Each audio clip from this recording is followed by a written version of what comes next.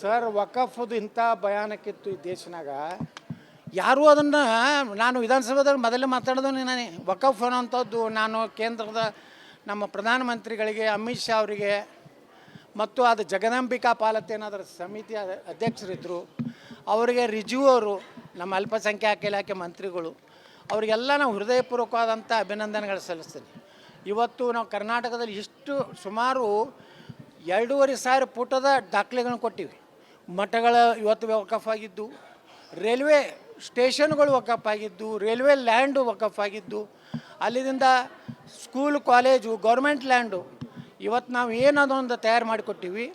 ಇವತ್ತು ಅದೇ ಆಧಾರದ ಮೇಲೆ ಇವತ್ತಿನೆಲ್ಲ ತಾವು ಮಾಧ್ಯಮದವರು ಸಹಿತ ತಾವು ನಮ್ಮನ್ನು ಪ್ರಶಂಸೆ ಮಾಡಿರಿ. ಬಿಜಾಪುರದಿಂದಲೇ ಪ್ರಾರಂಭ ಆಯಿತು ವಕಫದ ಒಂದು ಹೋರಾಟ ಅಂತೇಳಿ.